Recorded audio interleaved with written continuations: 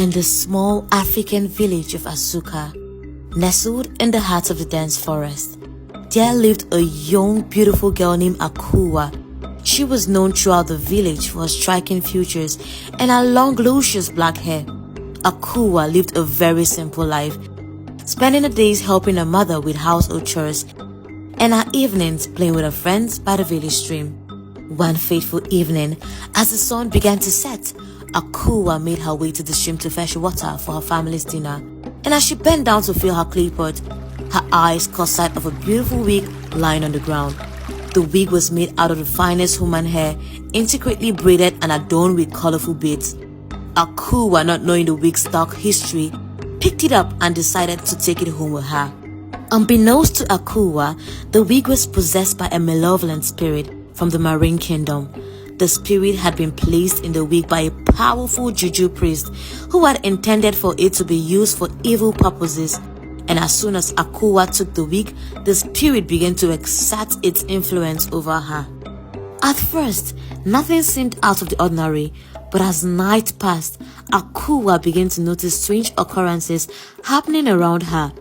Animals would go missing, and their lifeless body would be found the next morning. It was as if something was preying on the village's livestock under the cover of darkness. Akuwa tried to brush off the feeling of unease that had settled in her stomach, but she couldn't shake the sense that something was terribly wrong. And then, one fateful night, tragedy struck.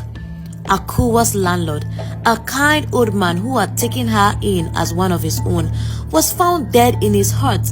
His body was dry and lifeless, as if all the moisture had been sucked out of him.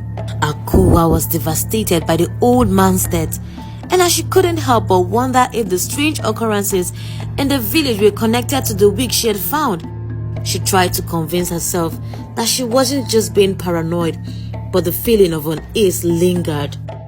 And as days passed, Akuwa's best friend Norma came to visit her from the neighboring village.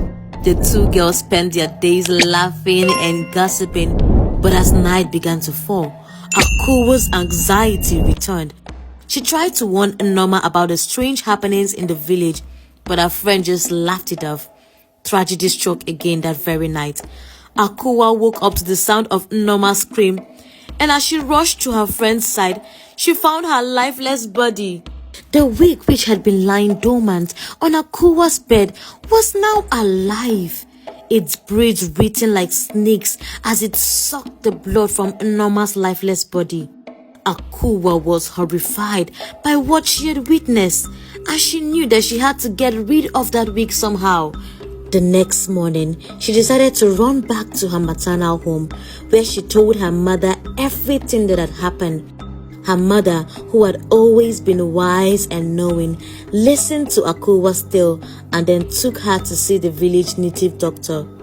The village native doctor, a wise, powerful man named Babajide, listened to Akuwa's story and then revealed to her the dark history of the wig. He told her that the wig was indeed possessed by a malevolent spirit from the marine kingdom and that it had been feeding on the blood of the village's animals and humans. Babajide told Akuwa that the only way to break the curse was to destroy the wig and cut off her own hair, which may have been affected by the wig's dark energy.